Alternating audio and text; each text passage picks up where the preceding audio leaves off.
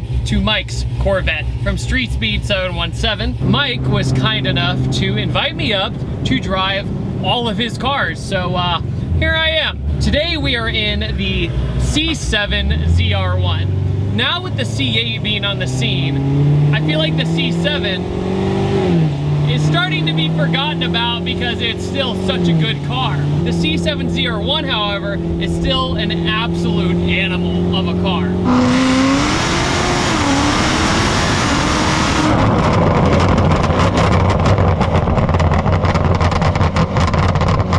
What makes this one different from the one I drove about a year and a half ago? I drove a bone stock C7 ZR1 right off the production line, and the ECU hadn't even been broken yet. Today, I'm in one with full bolt-ons and a cam. Well, on pump gas, that means 850 wheel horsepower. On 109 octane, it's 920 horsepower.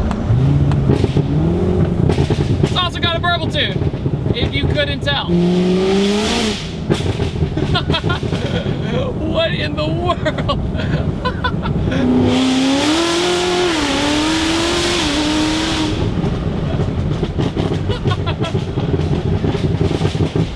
Okay, all right. So Mike has told me that this is one of his favorite cars he's ever owned, and Mike has had a ton of cars, but now I can already see why. The C7 ZR1 just works. That's the best way to put it. It's fast, it handles amazing, it has downforce, and this has a Toyo 888 on the back, so it pretty much does not spin unless you're in first gear and matting it instantly. You're not gonna get the really scary spin sensation that you would find in a bone stock C7 or the C7 ZR1.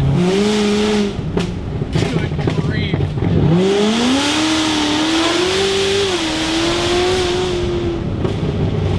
The good thing about the 888,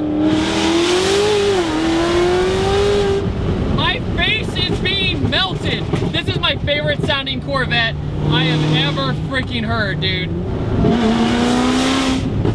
God, it sounds so nasty. Like, it's getting to the point where I'm feeling my temples being ripped back.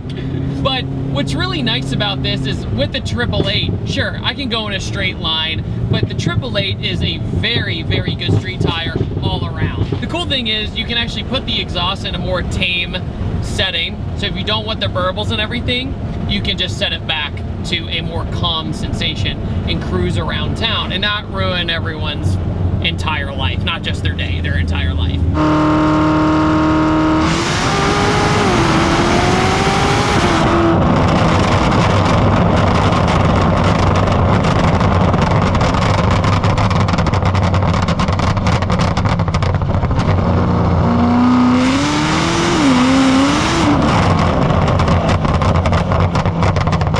One of my favorite things about the C7 ZR1 is the interior.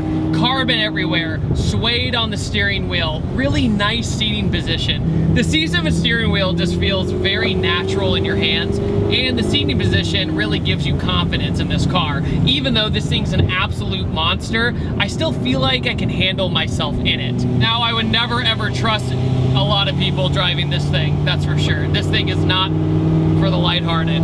Also, when you pop the hood of the ZR1 in the clam formation, it leaves the carbon piece over the motor down. So when you have it, you just have this big gaping hole in the hood. If you look at the C7's interior, the ZR1's interior, it's very much aimed towards the driver. The passenger has no say.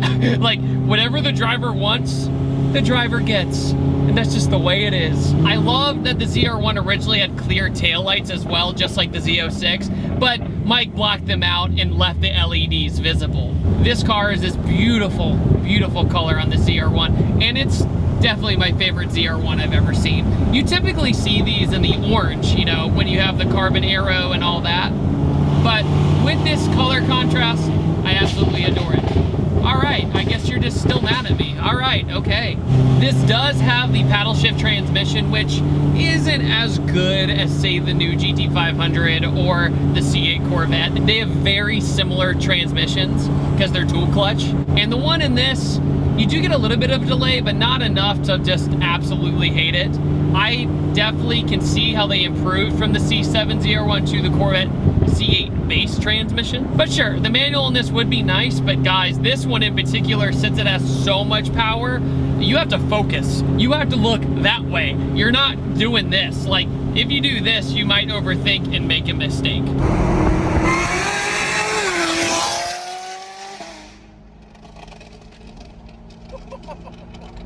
Is it possible? Sure, but it's just not ideal at this kind of speed. This car is also an amazing example of the power of the modern sports car. Think about it. Stock bottom end with a cam, which lopes amazing, by the way.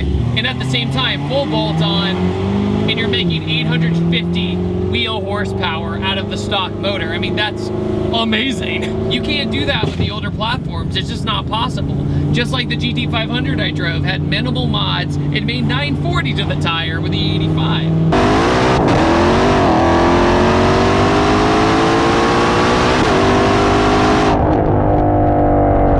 We live in such an amazing era to where sometimes it's just worth paying the extra dollar to have the car already give you a head start. I mean, you have to think, this car makes over 700 horsepower from the factory, and they're still crazy fast. I mean, insanely fast.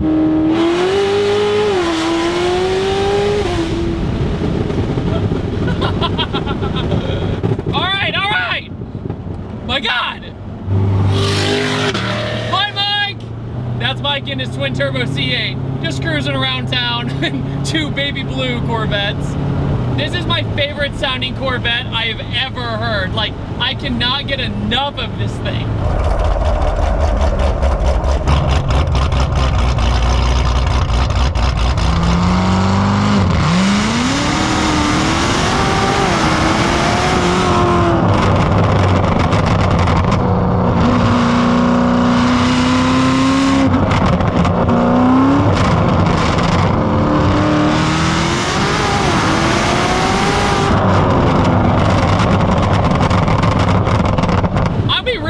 Giving this thing back. I'm really sad. Just cruising around, minding my day, screaming into my microphone, losing my voice. And that's when you know a car is fun. When I'm losing my voice, a car is fun. It's kind of like the C6 Z06, right? That car might be the best power per dollar car, performance per dollar car you can ever get at this time. And maybe one day this will be, but I don't think it ever will. I think this car is gonna be much more of a collector item because of its legacy, because of the aero on it, because it looks so wild. They didn't make too many of them. I'm not sure if it's ever gonna have the same status as the C6 Z06 or even the C7 Z06. When you drive this thing, you feel good. It's mean looking and it makes people's day at the exact same time, you know?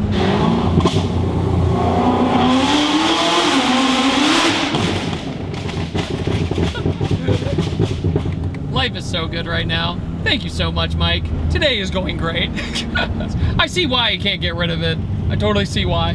Basically having a 1,000 horsepower ZR1 is no joke, man. And the thing is that I can control it and I'm confident. I think that's what's really wild about it. I never thought in a million years, 5 years ago, that there could be a car with this much horsepower and it can still handle, right? How can you exit corners? I'm talking about more so the factory one. This one could do it. It would just be a lot more work. The fact is that there's a car pretty much 760 horsepower from the factory and it could still handle and do lap records. Like, never in a million years. When you had a high horsepower car, it did one thing and one thing only. Now everything's just kind of one package. I used to drag here back in high school. What's the retail on those? Okay, bye! The ZR1 just checks all the boxes. All of them. Sounds good, makes a ton of power, handles amazing, and will make anybody's day if they especially get a ride in it. So, on that note, guys, I want to thank Mike so much for being gracious enough to invite me up to Pennsylvania and drive the C7 Corvette, making almost 1,000 horsepower. I've had an amazing time. It's up there, man. I love this car. I'm very sad that I'm gonna have to give it up, but that's okay. On that note, guys, I upload every Tuesday, Thursday, and Saturday, and I will see you guys next time. And take it easy. Have a wonderful day, and I hope you enjoyed the video. See you guys later. Bye! This video is brought to you by Patterson Car Care. Get double of premium original detail product for half the price. Head over to PattersonCarCare.com or go to the link in the description below.